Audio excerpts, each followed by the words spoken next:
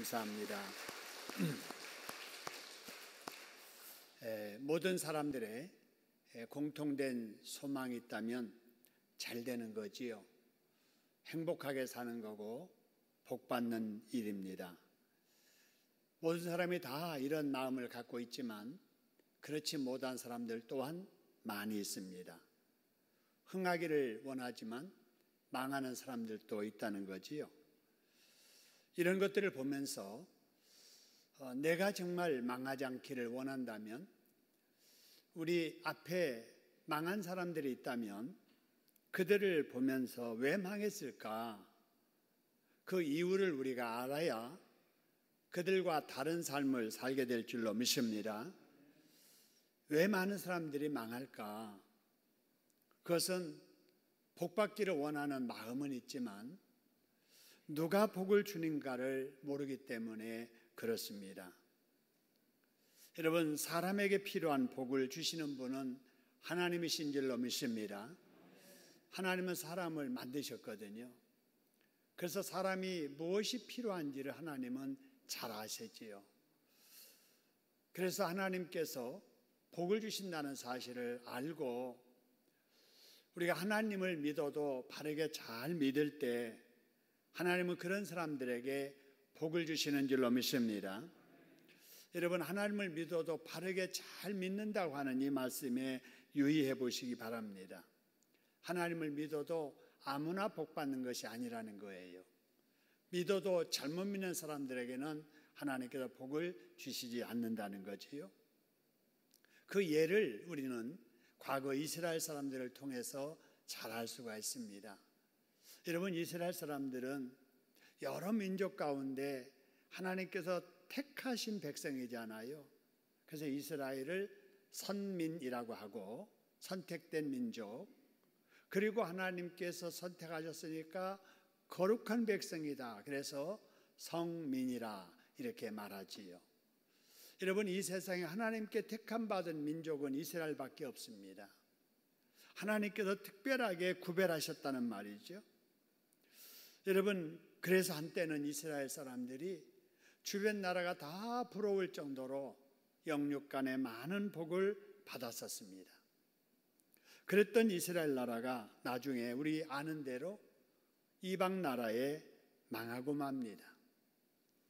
한 나라였던 이스라엘이 남과 북으로 분열되더니 북쪽의 이스라엘은 아수르라고 하는 나라에 망하게 되고 남쪽의 유다 왕국마저도 나중에 바벨론에게 망하고 맙니다. 나라를 다 빼앗기고 좀 힘세고 잘나고 똑똑한 사람들 포로로 잘 잡혀가고 우상을 섬기는 사람들 밑에 가서 종사를 하게 되는 이런 역사를 보게 됩니다. 이걸 통해서 우리가 깨달아야 될 것은 하나님께 선택받은 나라도 망할 수 있다는 거예요. 다 망해도 하나님께 선택받은 나라는 망하지 않는다, 이게 아니에요. 하나님께 선택을 받은 나라도 망할 수 있다. 이스라엘을 통해서 우리가 보잖아요. 개인도 마찬가지예요. 하나님께 선택받은 사람이라도 망할 수 있다는 사실입니다. 할렐루야. 자, 그러면 당시에 이스라엘 사람들이 어떻게 살았기에 하나님께 선택도 받았고 하나님께 축복도 받아 누렸던 사람들이 그렇게 망해버릴 수 있는가? 더구나 그것도 우상 섬기는 나라들에게 망해버렸을까라고 하는 거예요. 여러분, 그 이유를 오늘 말씀을 통해 하나하나 살펴가면서 과거 이스라엘 백성들이 이러다가 망했구나. 그러니까 우리는 나는 그러지 말아야지 하는 지혜가 있기를 소원합니다. 먼저 8절을 보지요. 8절 말씀 보니까 에브라임이 그랬잖아요. 에브라임은 북쪽 이스라엘을 두고 말하는 거죠. 에브라임이 우리나라로 말하면 평양이 그 말이에요. 그러니까 평양 하면은 북한이지요. 서울 하면은 남한을 대표하듯이 에브라임 하니까 북쪽 이스라엘이 망한 이유는 뭐냐? 여러 민족 가운데에 뭐 되니 그래서요? 혼합되었다는 거예요. 바로 이 문제예요. 혼합되어서 망한 거예요. 여러분, 하나님은 어떤 하나님이냐면요, 유일하신 하나님이잖아요. 하나님 외에는 다른 신이 없는 거예요. 그래서 하나님께서 십계명을 통해서도 나 외에는 뭐가 없나니 그랬어요? 다른 신이 없나니 너희 앞에 다른 신을 두지 말아라, 이런 말씀하시잖아요. 그렇기 때문에 하나님을 믿는 사람들은 유일하신 하나님을 믿기 때문에 주변의 불신자들과 주변의 불신 나라와 불신 문화와는 다르게 살아야 될 줄로 믿습니다. 달리 살아야 돼요. 세상 사람들은 유행 따라 살아요. 세상 사람들은 자기 몸에 편한 대로 살고 즐거움조차 살아요. 그런데 하나님을 믿는 사람들은 달라야 된다고 말입니다. 절대로 우리 하나님 믿는 사람들은 유행 따라 살면 안 될 줄로 믿습니다. 어떤 상식 따라 살고 법 따라 살고 이렇게 살면 안 돼요. 그보다 한 차원 더 높은 하나님의 말씀 따라 살아야 될 줄로 믿습니다. 그래서 하나님 중심한 신앙, 하나님의 믿는 가치관을 가지고 다른 사람들과는 다르게 살아야 된다 하는 거예요. 그런데 유일하신 하나님을 믿는다는 이스라엘 사람들이 주변 여러 민족 중에 가운데에서 뭐 해버렸다고요? 혼합되어 버렸다. 막 섞여져 버렸다 그 말입니다. 하나님도 섬기고 우상도 섬기고 하나님도 섬기고 세상도 섬기고 하나님 안에서 즐거워하고 세상적으로도 즐거워하고. 여러분, 이런 신앙을 뭐라고 하냐면요, 짬뽕 신앙이라 이렇게 말합니다. 짬뽕 여러분 이것저것 다 섞였잖아요. 그래서 짬뽕이잖아요. 여러분, 이렇게 이것저것 다 섞여져 버린, 하나님도 섬기고 우상도 섬기는 이런 짬뽕 신앙의 결과는 곧 뭐냐? 유일신앙을 잃어버리게 됩니다. 신은 오직 하나님이라고 하는 그 유일신앙을 잃어버리게 되는 거지요. 그래서 혼합주의에 빠지게 되고 하나님을 섬겨도 꼭 하나님만 하나님이 아니고 하나님 아닌 다른 하나님도 있다 해서 이신 저신 해서 여러 신들을 섬기는 다신주의에 빠지게 되는 거예요. 이것은 곧 뭐냐? 바로 변질신앙입니다. 유일한 하나님만을 섬겨야 되는 신앙이 바로 변질돼 버리는 거예요. 이런 신앙을 타락한 신앙이라 이렇게 말하죠. 이스라엘 백성들이 이러다 망했다라고 하는 겁니다. 그런데요, 여러분, 오늘날에도 이런 혼합주의, 짬뽕 신앙이 여러분 우리 주변에서 자주 보이고 느껴지게 됩니다. 여러분, 지난번에도 말씀을 드렸듯이 여러분, 가장 짬뽕 신앙이 강한 교단이랄까 하고요, 종교라고 할까, 이게 바로 천주교지요. 천주교는 성경적인 기독교 신앙에다가 한국의 독착 신앙을 그대로 다 수용해서 혼합시켜 버립니다. 그 성경에서는 제사 지내지 말아라 하는데도 한국 문화니까, 그거는 문화니까, 우상이 아니고 문화니까 제사 지내도 돼. 술 마셔도 돼. 담배 피워도 돼. 그래서 한국의 정서를 가지고 한국의 풍습에 젖어 살던 사람들도 기독교를 그대로 받아들이는데 아무런 거부감이 없는 거예요. 편하게 하나님을 믿을 수 있는 거예요. 그래서 많은 사람들이 천주교를 가고 또 가면은 편하다 이렇게 해서 관심들이 많이 있는데, 바로 이런 측면에서 보면은 대단히 위험하다. 과거 이스라엘 백성들이 이런 혼합주의, 다신주의, 짬뽕 신앙 때문에 망했다라고 하는 것을 우리는 봐야 됩니다. 그런데 여러분, 혹시 여기 영상에 나오는데요, 절에, 성탄절에 아기 예수님 탄생을 축하합니다, 이런 현수막이 걸립니다. 여러분, 또 절에 이런 현수막이 있는 게 아니라 교회에도 성탄절이 되면은 석가 탄생을 한 마음으로 축하합니다. 교회 이름으로 이런 현수막을 걸어요. 여러분, 이를 보는 언론에서는 이러한 모습을 아주 좋게 보도합니다. 종교가 서로 포용하고 서로 화합하고 서로 통합하며 소통하는 모습이라고 긍정적으로 보도합니다. 그래서 많은 사람들이 박수를 보내죠. 참 잘한다. 저래야 돼. 종교가 서로 싸우지 말고 서로 인정하면서 이렇게 사이좋게 소통하면서 지내야지 라고 말을 합니다. 여러분, 우리는 이런 모습을 보면서 어떻게 생각해야 될까요? 여러분, 여기 포용이라고 하는 말, 또 타협이라는 말, 화합과 통합과 소통이라는 이런 말들이 각박한 우리 사회에서는 굉장히 필요로 한 단어들이에요. 그래야지 노사 간에 싸우지 말고 서로 타협하고 화합하고, 여당 야당 맨날 국회에서 싸우지 말고 국가와 민족을 위해서, 우리 민생을 위해서 좀 좋은 법들을 만들고, 여러분 굉장히 중요한 일이잖아요. 그러나 기독교 신앙에서 이런 말들을 사용할 때는 조심해야 된다라고 하는 것입니다. 왜 조심해야 되느냐? 여러분, 기독교 신앙은 타협 신앙이 아니기 때문에 그렇습니다. 왜 타협할 수 없느냐? 빛과 어둠이 공존할 수 없음과 같아요. 여러분, 여기 불 꺼지면은 깜깜한 공간입니다. 근데 빛이 딱 오니까 어둠은 물러가잖아요. 기름과 이 물이 하나 될 수 없듯이 바로 진리와 비진리는 섞일 수 없는 거예요.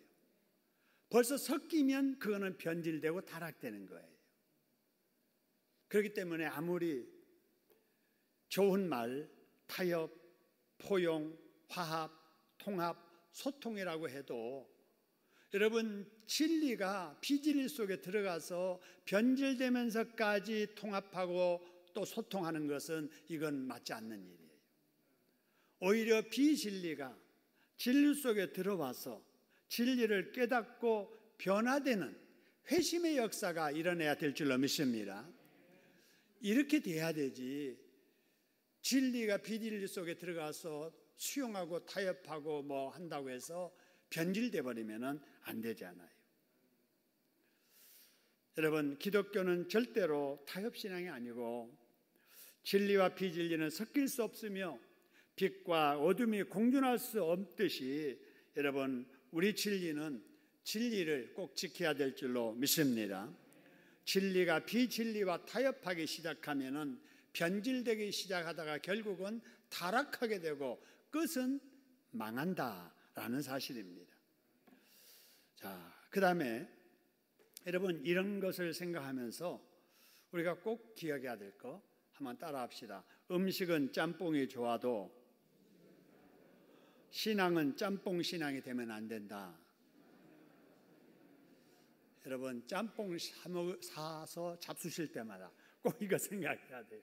아, 이거 짬뽕 맛있긴 한데 진리는 짬뽕 신앙 되면 안 돼.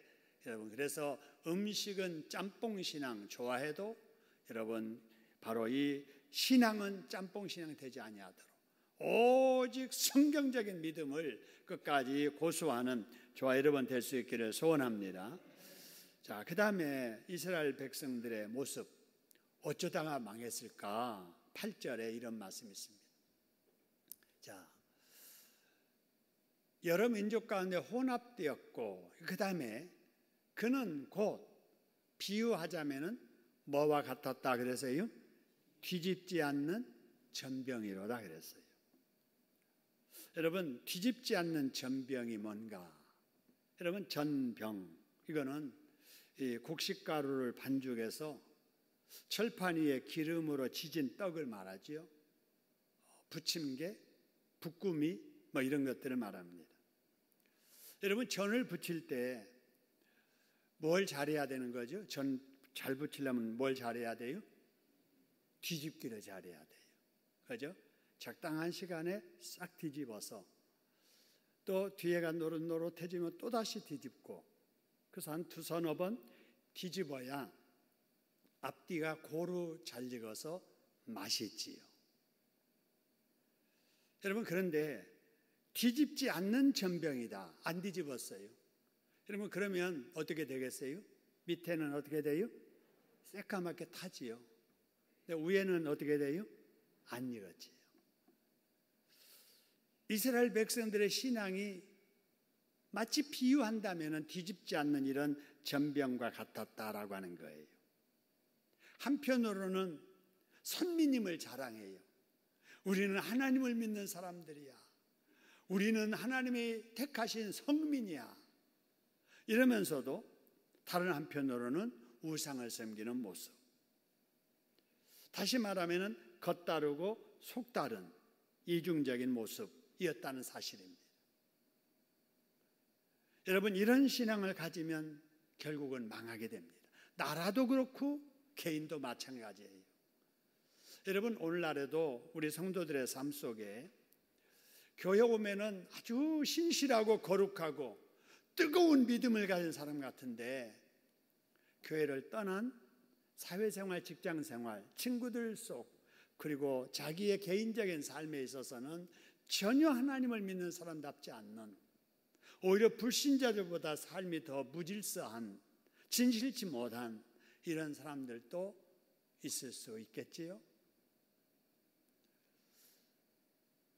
저는 목사지만 같은 목사 중에도 노예에서 막 뭐 하는 걸 보면 교회에서도 저럴까 싶을 정도로 그렇게 생각되어지는 사람도 있더라고요. 교회에서도 저럴까? 설교할 때는 뭐라고 설교할까? 그렇게 느껴지는 목사도 있더라고요. 여러분, 나는 어떤가 하는 거예요. 나는 어떤가? 나는 뒤집지 않는 전병 같은 사람이 아닌가? 나는 지금 혼합되어진 신앙 가지고 살고 있지 않는가? 이런 것들을 잘 살펴서 과거 이스라엘 사람들이 하나님의 택한 백성임에도 불구하고 이렇게 진리와 거짓이 혼합되어진 짬뽕 신앙 가지고 겉다르고 속다른 이런 모습으로 살다가 망했던 것을 바라보면서 나를 돌아보는 시간 될 수 있기를 소원합니다.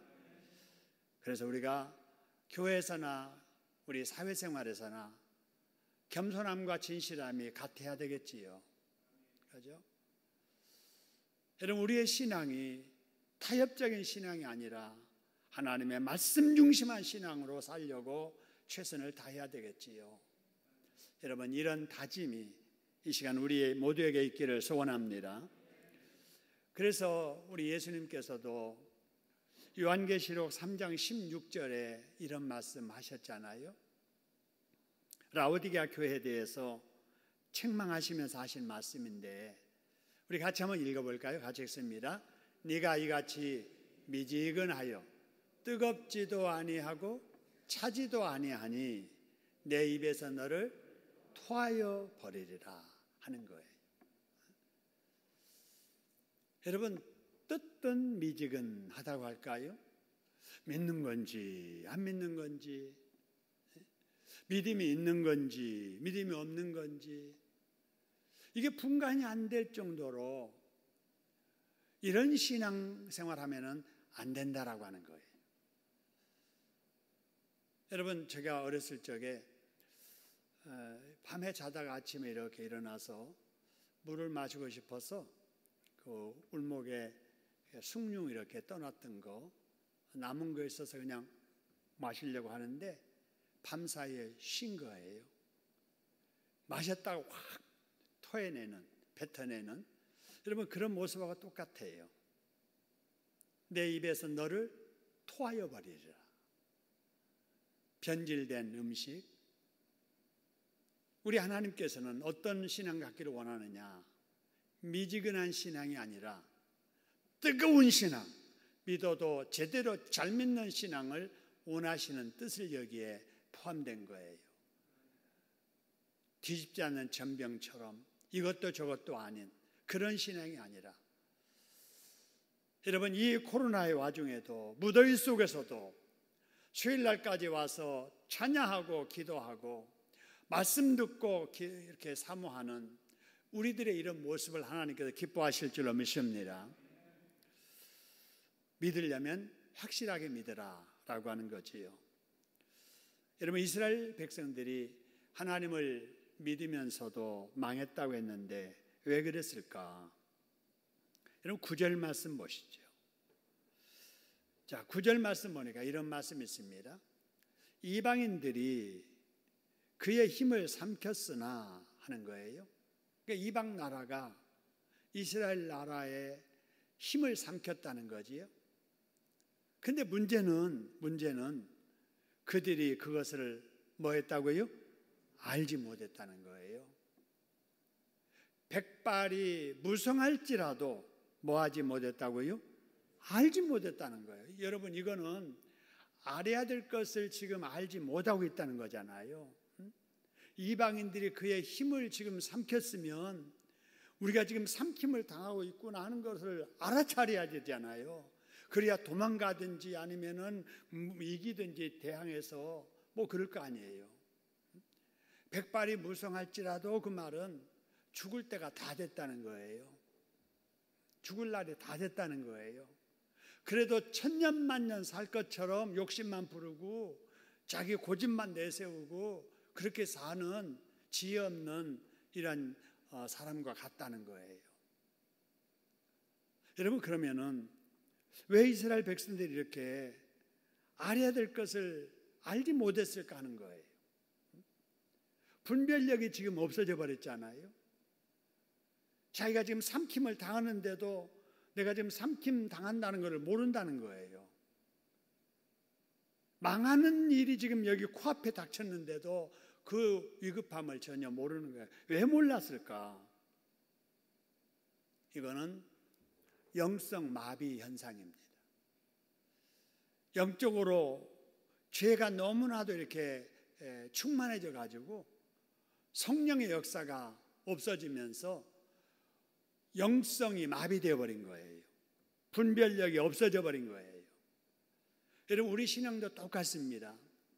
우리가 여러분 성령 충만할 때는 말이죠, 주일날 어쩌다가 오후 예배만 안 드려도 마음에 부담이 되고 불안하고 그래요. 근데 여러분, 한 달 교회 안 다녀도 아무렇지 않는 사람이 있어요. 왜 그럴까요? 영성의 문제예요. 영성이 예민한 사람은 조그만한 하나님의 말씀을 이렇게 미흡하거나 잘못된 일이 있다 할지라도 민감하게 반응이 돼서 회개하고 기도하고 회복하고 다시 성령 충만하고 이렇게 되는 거지요. 근데 바로 이 죄가 가득하게 되면 이 죄에 대해서 반응하는 이 감각이 무뎌져 버리게 되지요. 그래서 자신에 대해서 관대하고 죄에 대해서 관대해지면서 하나님과에 대해서는 관심이 적어지면서 사명보다는 육신의 즐거움을 더 중요하게 생각하고 예배보다는 사람과의 교제, 세상의 재미에 더 관심을 갖게 되는 거죠. 여러분, 신앙생활 잘하다가 지금 이렇게 영성이 무뎌져 버려서 지금 여러 가지 심각한 상황이 왔는데도 전혀 깨닫지 못하고 느끼지 못한 사람들이 있을 수 있습니다. 여러분의 자녀가, 여러분의 구역 식구가, 여러분이 전도했던 그 사람이 그렇지 않는가를 여러분 생각해 보면서 여러분이 그를 위해서 관심 갖고 기도해주고 붙잡아주고 깨우쳐주고 손잡아 일으켜주는 역할들을 해야 될 줄로 믿습니다. 여러분, 망하는 것은 결코 어느 날 갑자기 망하지 않습니다. 천천히 타락해져 가다가 어느 날 갑자기 망하게 되는 거예요. 그러므로 분별력이 약해지지 않도록 우리가 긴장하고 살아야 됩니다. 죄에 대해서 민감해야 돼요. 하나님 말씀 읽기와 기도에 그래서 힘써야 되는 겁니다. 그래서 우리가 신앙생활을 제대로 하려면은 기본 신앙생활, 바로 여기 우리 금년표로 이렇게 정해져 있는 이런 내용, 주님과 동행하는 삶을 살아야 돼요. 주님과 늘 동행하는 예배, 동행하는 기도 생활, 동행하는 큐티, 동행하는 전도 생활, 봉사 생활, 여러분 이것들이 다 주님과 동행하는 삶, 이것이 망하지 아니하고 복받아 살 수 있는 길인 줄로 여러분 믿으시기를 소원합니다. 당시 이스라엘 사람들은 어쩌다 망했을까? 이제 10절 한번 볼까요? 10절의 말씀 보니까 이런 말씀이 있죠. 이스라엘의 무엇이 그 얼굴에 드러났다 그러세요? 예, 무엇이 얼굴에 드러나세요? 교만. 여러분 사람은 이렇게 딱 얼굴을 이렇게 대하면은요, 진실함이 그냥 막 흘러내리는 사람 있죠. 진실하게 느껴지잖아요. 겸손함이 이렇게 느껴지는 사람 있잖아요. 표정부터 행동, 말 하나를 보면은, 들어보면. 근데 반대로 여러분 행동 하나, 눈빛 하나, 말하는 거 이것만 딱 보면 교만기가 이렇게 그냥 묻어나는 사람이, 흘러 넘치는 사람 있잖아요. 바로 그런 모습이에요. 과거 이스라엘이 얼마나 교만했는지 그 교만함이 어디에 드러났다고요? 얼굴에 드러났다라는 거예요. 여러분 어떤 모습이 교만기로 나타났을까 하는 거예요. 바로 이것은 하나님을 의식하지 않는 삶이에요. 죄를 지으면서도 전혀 하나님에 대해서 조심하는 마음, 그런 마음이 없는 거예요. 하나님에 대해서 의식하지 않고 죄에 대해서 관대하고 회개할 줄 모르고 하나님에게 묻지 않고 살고 기도하지 않고 결정하고 이렇게 살아가는 것이 다 교만기입니다. 교만기. 여러분 큰 일을 앞에 놓고도 기도할 줄 모르고 큰 결정을 하면서도 하나님께 묻지도 않고, 여러분 이것이 가장 큰 교만이에요. 그리고 불신자들은 교만함기 때문에 하나님을 안 믿는 거예요. 그래서 불신은 최고의 교만의 열매지요. 이런 모습들이 이스라엘 백성들에게 있었다. 그래서 하나님께로부터 자유하게 된 거예요. 그냥 마음대로 사는 거예요. 자, 이런 모습들을 보면서 과거 이스라엘 백성들이 변질된 신앙 가지고 짬뽕 신앙생활 하면서 그 얼굴에 교만까지 이렇게 흘러 넘치게 되었구나 하는 걸 보면서 여러분 우리는 어떤가 살펴보지요. 나는 어떤가? 여러분 하나님 말씀을 읽지 않고도 사는 것이 교만이고요. 하나님께 묻지 않고 결정하며 사는 것이 교만이고요. 하나님 앞에 기도로 의지하지 않고 내 지혜 가지고 힘 가지고 살아보려고 하는 것이 여러분 교만입니다. 이런 교만이 우리에게 있지 않는가를 살피고 늘 하나님 앞에 줄인 자로서 하나님 앞에 구걸하듯 아무것도 모르는 아이들이 엄마 아빠한테 물으면서 이렇게 사는 것처럼 늘 하나님 앞에 은혜를 구하고 도움을 구하고 기도하면서 살아가는 저와 여러분 될 수 있기를 소원합니다. 그런 사람을 하나님은 기뻐하시고 그런 사람은 하나님께서 절대로 망하지 아니하도록 막아주시고 지켜주실 줄로 믿으시기를 소원합니다. 근데 여러분 당시 이스라엘 사람들은 어쩌다가 망했을까? 11절 보지요. 참 재미있죠 말씀들이. 여기 보니까 에브라임은 또 어떤가? 비유를 자꾸 하는 거예요. 아까는 그 뒤집지 않는 전병에 비유했는데 여기는 뭐에 비유하는가 보세요. 에브라임은 무엇같이 그래서요? 어리석은 뭐 같다고요? 비둘기 같다는 거예요. 비둘기. 여러분 새 중에 가장 영리한 새가 어떤 새지요? 가장 영리한 새가 어떤 새예요? 답이 나왔잖아요. 어떤 새예요? 비둘기예요. 비둘기. 여러분 비둘기가 얼마나 영리하냐면요. 그 옛날에 우리 그 전화가 무선 통신 뭐 이런 것이 없었을 때 편지를 전달해 주는 새가 비둘기였어요. 수십 킬로의 그 먼 길을 비둘기가 소식을 여기다 묻고 가든지 아니면 여기다 걸고 간다든지 그래가지고 물고 그 먼 길을 산이 있고 강이 있고 들이 있고 바다가 있는 그거를 건너가지고 결국 거기에 가서 딱 전달하고 다시 그곳으로 딱 돌아오는 게 어떤 새예요? 비둘기입니다. 순결하다고만 생각하지 마시고요. 비둘기는 이렇게 영리합니다. 방향성을 정확하게 가지고 그곳에 가는 거예요. 그래서 옛날에는 통신 수단으로 활용했던 새가 바로 비둘기였습니다. 영리한 비둘기죠. 근데 이스라엘 백성들은 어떤 비둘기였다고요? 어리석은 비둘기였다는 거예요. 지혜가 없었다는 거예요. 그래서 어떻게 됐는가 보세요.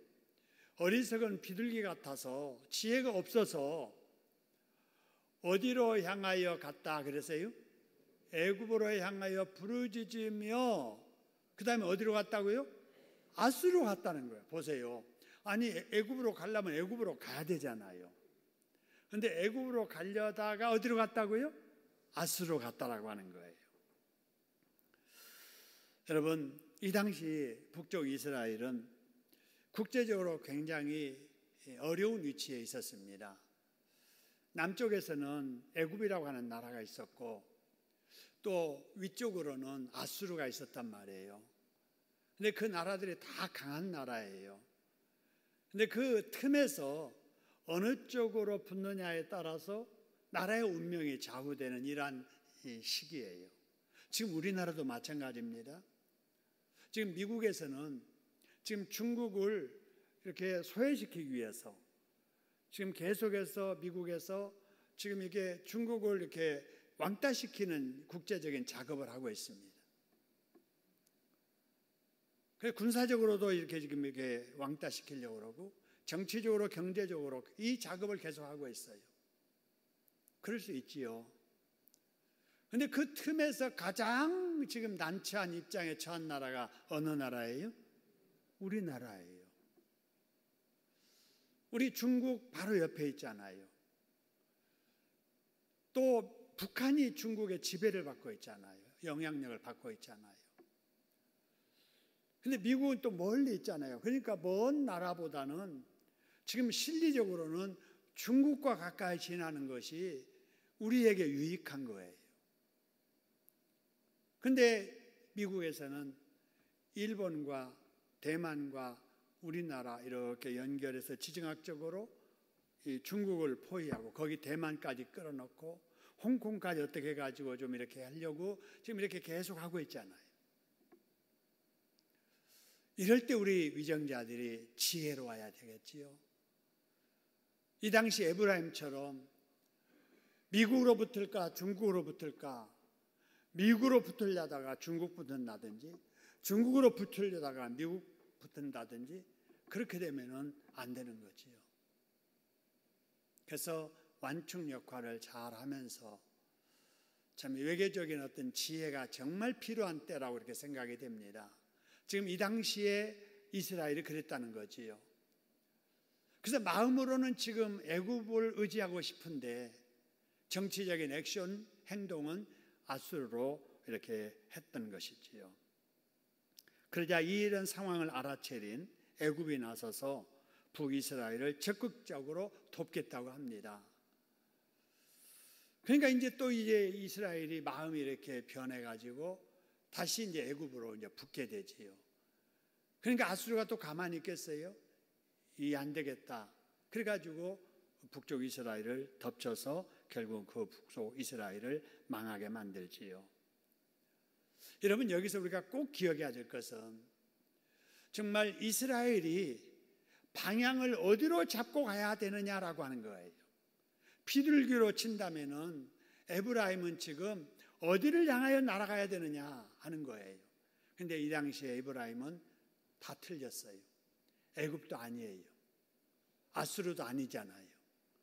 정말 에브라임이 방향을 잡고 도움을 청해야 될 곳은 하나님이신 줄로 믿습니다. 하나님 앞에 엎드려서 기도했어야지요. 그죠? 사방을 두리번 하면서 어느 나라가 우리를 도와줄 거 하지 말고 위를 바라보면서 하나님 앞에 미스바에서 회개하면서 하나님의 도움을 구했듯이 그런 회개 운동을 했더라면은 아무리 애굽이 강하고 아수르가 위협적이어도 하나님께서 이스라엘을 지켜주셨을 줄로 믿습니다. 그런데 방향을 잃어버린 거예요. 우왕좌왕한 거예요. 그러다가 망했다라고 하는 사실입니다. 여러분, 여기서 우리가 얻을 수 있는 교훈은 우리는 하나님의 사람이잖아요.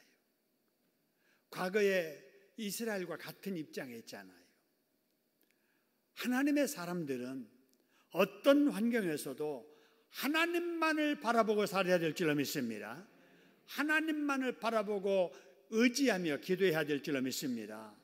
그런데 하나님의 사람이 하나님에 대해서는 관심이 없고 세상 이쪽 저쪽 막 이렇게 자꾸 마음 두고 행동하다 보면 결국은 세상 사람들에게도 버림받고 하나님에게도 도움을 받지 못하고 결국은 망하게 된다라고 하는 거예요. 그래서 우리 하나님께서 시편 146편에서 이런 말씀을 하십니다. 굉장히 중요한 말씀이에요. 우리 같이 한번 읽어보겠습니다. 시작. 귀인들을 의지하지 말며 도울 힘이 없는 인생도 의지하지 말지니 그의 호흡이 끊어지면 흙으로 돌아가서 그날에 그의 생각이 소멸하리로다. 그 다음에 읽으며 시작. 야곱의 하나님을 자기의 도움으로 삼으며 여호와 자기 하나님에게 자기의 소망을 두는 자는 복이 있도다. 할렐루야. 하나님을 도움으로 삼고 하나님에게 소망 두고 하나님 앞에 기도하면서 우리 하나님 말씀대로 순종해 살아야 될 줄로 믿습니다. 여러분, 그런데도 과거 이스라엘 사람들처럼 하나님을 바라보지 않고 하나님을 떠난 사람에게 하나님이 어떻게 하시는가? 절대 그냥 가만두지 아니하세요. 12절 보세요. 저희가 갈 때에 하나님께로 향해야 되는데 다른 곳으로 향하여 갈 때 내가 하나님이 나의 무엇을 그래서요? 그물을 그 위에 쳐서 공중의 새처럼 뭐 한다고요? 떨어뜨려 버리고 가지 못하게 떨어뜨려 전에 그 공회에서 들려준 대로 저희를 뭐 하리라고요? 징계한다는 거예요. 여러분, 여기 공회에서 들려준 대로 그 말은 하나님은 절대로 어느 날 갑자기 그냥 막 벼락 때리듯이 사람을 멸하게 하지 아니하세요. 미리 다 말씀하세요. 이 공회에서 들려줬다라고 하는 것은 하나님의 선지자를 통해서 잘못했을 때 잘못하면은 너희들 안 된다, 그렇게 하면 안 된다, 그 길 가지 말아라, 이렇게 자꾸 경고하시는 거예요. 근데 그 경고대로 하나님께서 징계하신다, 그런 말입니다. 그래서 여러분, 하나님의 말씀에는 축복의 말씀도 있지만 경고의 말씀이 굉장히 많이 있습니다. 경고의 말씀. 여러분, 이 경고의 말씀을 잘 우리가 듣고 경고한 것은 멀리하고 그렇게 하지 않으려고 해야지, 경고를 무시하는 사람에게는 경고된 대로 하나님께서 뭐 하신다고요? 징계하신다 하는 거예요. 하나님의 말씀 무서운 줄 알고 하나님의 말씀대로 순종하는 우리들이 되어야 될 줄로 믿습니다. 자, 그 다음에 그 당시 이스라엘 백성들 13절에서 봅니다. 화 있을진저 저희가 나를 뭐 했다고요? 떠났다 하는 거예요. 하나님의 백성들이 하나님을 떠나서 그릇된 길을 갔다는 거예요. 그래서 죄를 진 거예요. 그러니까 뭐 할진저 그랬습니까? 패망할진저, 그래서 망한다라고 하는 것입니다. 여러분, 하나님을 떠나고 하나님의 말씀을 가볍게 여기는 사람 하나님께서 반드시 바로 멸망케 하신다 하는 것입니다. 그러므로 우리가 망하지 않으려면은 하나님을 떠나 살아서는 안 될 줄로 믿습니다. 아무리 코로나가 우리를 두렵게 해도, 아무리 언론에서 교회에 대해서 부정적인 메시지를 던져도 우리가 지킬 것을 지키면서 해야 할 본분은 잘 지켜야 될 줄로 믿습니다. 지킬 것 지키면서 해야 될 일을 해야 된다는 거예요. 그런데 세상 사람들은 그걸 모르죠. 오직 방역만 생각하는 거예요. 그러니까 오늘 또 정부에서 주일 예배 외에는 소그룹 모임을 하지 말라라고 하는데, 자, 이에 대해서 또 교총에서는, 교단에서는 거기에 대해서 이제 반박하는 성명을 내고, 또 그걸 이렇게 객관적으로 바라보는 불신자들은 교회가 너무 또 그렇게 하지 않나, 또 이렇게 생각하고 또 비난하고 이러는데, 여러분 이럴수록 우리가 지혜롭게 해야 되겠죠. 지킬 것은 철저하게 지켜야 됩니다. 그러면서도 지혜롭게 해야 될 일을 할 수 있는 우리가 돼야 될 줄로 믿습니다. 자, 그 다음에 이제 16절 볼까요? 이스라엘 백성들이 어떤 다가 망했는가 보세요. 또 여기도 비유합니다. 자, 이스라엘을 비유하는 이 비유를 한번 쭉 살펴보면 재미있겠죠. 여기 이런 비유합니다. 저희가 돌아오나, 돌아왔어요. 그러니까 왜 돌아오냐면요, 어려운 일이 있으니까. 어려운 일이 있으니까 돌아와요. 근데 어떻게 돌아왔는가 보세요. 누구에게로 돌아오지 아니하니 그래서요? 높으신 자. 여러분 높으신 자가 누구예요? 하나님이시잖아요. 그러니까 어려움이 있으니까 돌아오는 것 같지만 하나님께 돌아오는 게 아니다. 그래서 그 모습을 비유하기를 뭐와 같다고 그랬어요? 속이는 활과 같다 그랬어요. 여러분 아까 이 어리석은 새 같다 그랬는데 여기는 속이는 활이라고 하네요. 여러분 활은 뭐냐면요, 쏘는 자가 관역을 조준한 대로 딱 날아가서 거기에 탁 박히는, 이게 정직한 활이지요.